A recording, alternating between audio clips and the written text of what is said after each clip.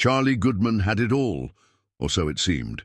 He was a household name, a comedic genius whose face lit up billboards and late-night talk shows.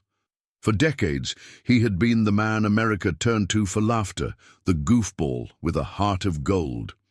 Yet, as he stood backstage in the dimly lit dressing room of a packed theater in Los Angeles, he felt an emptiness that no standing ovation could fill. The sound of the roaring crowd echoed through the walls, a deafening reminder of his success.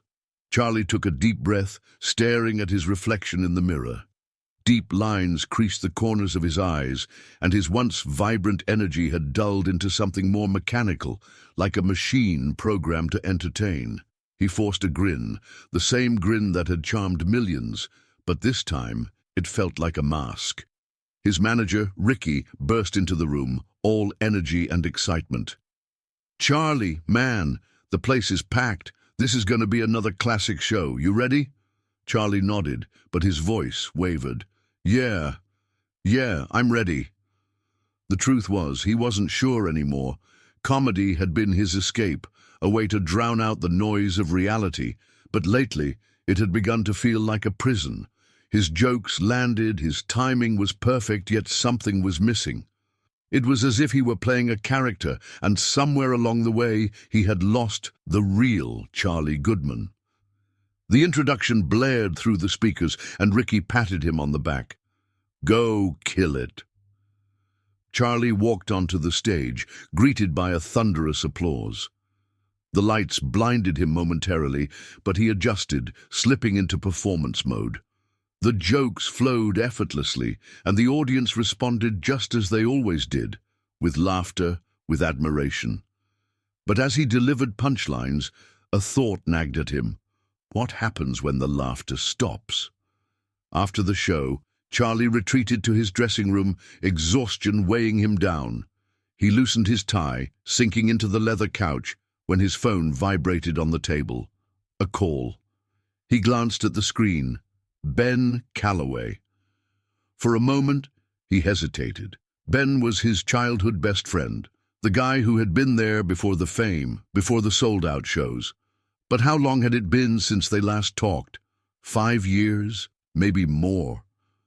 Charlie swallowed the guilt and answered, "Ben, wow, man, it's been a while." There was a pause, then a different voice, a woman's voice. "Charlie?" Charlie frowned. Yeah, who's this?" "It's Sarah, Ben's sister." Something about her tone sent a chill down Charlie's spine. It wasn't the excited greeting he expected. It was heavy, distant. "What's wrong?" he asked, sitting up. There was another pause, and then Sarah's voice cracked. "Charlie, Ben was in an accident, a really bad one. He's in the ICU. The doctors, they don't know if he's going to make it." The words hung in the air, sharp and unforgiving. Charlie's mind reeled, grasping for something, anything to say. An accident, ICU, Ben, his childhood best friend, the guy who had once dreamed of taking over the world with him, now fighting for his life. His throat tightened. "Sarah, I'm so sorry. When did this happen?" "Last night. He was hit by a drunk driver. We didn't know if we should call you, but I thought you should know." Charlie felt a crushing weight settle over him. He should have been there. He should have called more often. He should have been a better friend. The regret was suffocating. "Where is he?" Charlie asked, already grabbing his jacket. "Cedar Hills Hospital, in our hometown." Hometown. A place he had long left behind, tucked away in the shadows of his fame.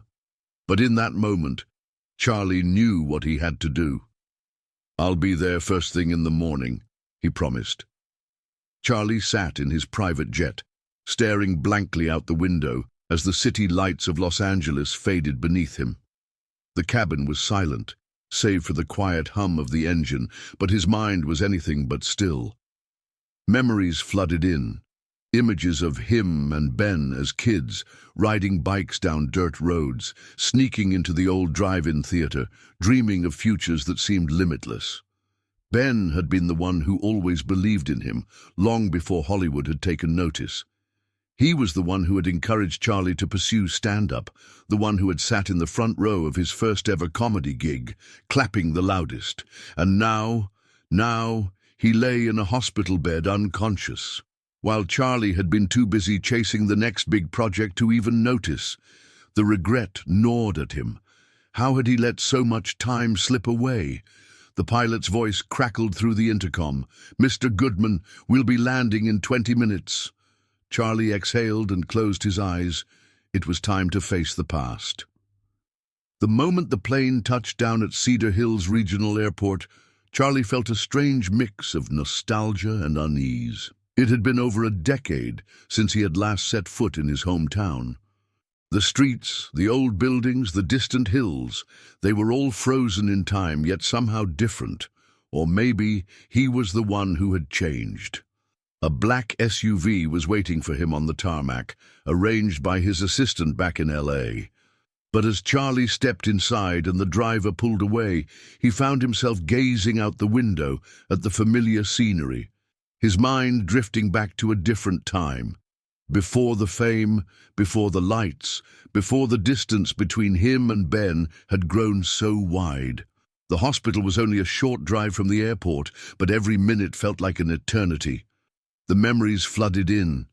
Ben teaching him how to throw a baseball in the park, their late-night talks on Ben's front porch, the way they used to dream about making it big together. Charlie had been so consumed by his career that he had let those memories fade into the background. And now, he feared it was too late to make things right. When he stepped into the hospital lobby, the sterile scent of antiseptic hit him instantly. The bright white walls and the low hum of voices and medical equipment made his stomach churn. He approached the front desk, clearing his throat. "I'm looking for Ben Calloway. ICU," he said, his voice hoarse. The receptionist, a middle-aged woman with kind eyes, typed something into her computer before nodding. "Room 307. Down the hall, second door on the right." Charlie muttered a thank you and made his way down the hallway, his heart pounding in his chest. When he reached the door, he hesitated. What would he say? How could he possibly make up for lost time in a single visit? Taking a deep breath, he pushed the door open. The sight before him knocked the air from his lungs. Ben lay motionless in the hospital bed, his face pale and bruised. Tubes and monitors surrounded him, each beep and hum a reminder of how fragile life truly was. Sitting beside the bed was Sarah, her eyes red and tired. She looked up when she heard the door open, and for a moment she just stared at him. "You actually came," she said, her voice laced with something between relief and resentment. Charlie swallowed hard. "Of course I did." Sarah shook her head, standing up from the chair. "You say that like it was obvious. But where were you before this, Charlie? Where were you when Ben needed you?" Guilt twisted in his chest. He had no good answer, no excuse that would make up for years of silence. "I should have been here," he admitted softly. "I should have called. I should have—" He trailed off, his voice failing him. Sarah sighed, crossing her arms. "It's not just about the calls, Charlie. Ben looked up to you. He was proud of you, and no matter how many times you cancelled plans or left messages unanswered, he still defended you. He always said you'd come back one day." Charlie lowered his gaze to Ben's still form. "I never stopped caring about him." "Then prove it," Sarah said, her voice softer this time. "Because if Ben wakes up, he deserves better than broken promises." Charlie nodded, stepping closer to the bed. He reached out, placing his hand gently over Ben's. The warmth was faint, but it was there. A sign of life, a sign of hope. He exhaled, feeling the weight of years of distance and regret settle over him. This time, he wouldn't let go. The rhythmic beeping of the heart monitor filled the hospital room, a quiet but steady reassurance that Ben was still with them. Charlie sat beside the bed, elbows on his knees, hands clasped together as he studied his best friend's face. The bruises had started to fade, but the silence was the hardest thing to bear. Ben, the guy who had never run out of things to say, who had always been full of life and laughter, now lay there unresponsive. Charlie hadn't moved much since arriving. Sarah had stepped out for some air, leaving him alone with his thoughts. A lifetime of memories rushed through his mind, each one accompanied by a sharp pang of regret. He had spent years chasing applause, but here, in this sterile hospital room, there was no audience, no laughter, just the weight of all the conversations they never had. "Hey, man," Charlie said finally, his voice barely above a whisper. It felt strange speaking to someone who might not hear him, but he had to try. "I know I should have been here sooner, should have been around more. I don't know if you can hear me, but I just want you to know I'm here now." The words felt hollow. Was that enough? Could just showing up now make up for all the times he hadn't? Charlie leaned back, rubbing his face with both hands. The exhaustion was catching up to him, but sleep was out of the question. He needed to be here, needed to stay. A soft knock at the door broke the silence. He turned to see an older man step inside, tall, broad-shouldered, with grey streaking his dark hair. "Mr. Goodman?" the man asked. Charlie stood, offering a weary nod. "Yeah, that's me. I'm Dr. Lewis, Ben's physician. I wanted to check in with you." Charlie gestured toward the bed. "Any updates? Any chance he wakes up soon?" Dr. Lewis exhaled, flipping through his clipboard. "Ben's condition is stable, but he suffered significant trauma to the head. Right now, we're monitoring for signs of consciousness. It could be hours, days, even longer. There's no way to predict exactly when he'll wake up." Charlie's chest tightened. He wasn't sure what answer he had been hoping for, but this one left him feeling hollow. "Is there anything I can do?" he asked. The doctor studied him for a moment before offering a small, knowing smile. "Talk to him. It might not seem like much, but familiar voices can sometimes make a difference." Charlie nodded, swallowing the lump in his throat. "I'll do that." Dr. Lewis gave him a reassuring pat on the shoulder before leaving the room, and Charlie sank back into his chair, eyes fixed on Ben's still form. He hesitated before speaking again. "You remember when we were kids, sneaking into the movie theater?" He let out a soft chuckle. "We thought we were so clever, like nobody could see us, until old man Jenkins caught us and made us clean the lobby for a whole month." The silence stretched on, unbroken. Charlie sighed. "That was the summer we said we'd make movies together. You were going to be this big director, and I was going to be the guy in front of the camera. We had it all planned out." He shook his head. "I got caught up in the spotlight, but you always kept your feet on the ground." His voice wavered as the guilt resurfaced.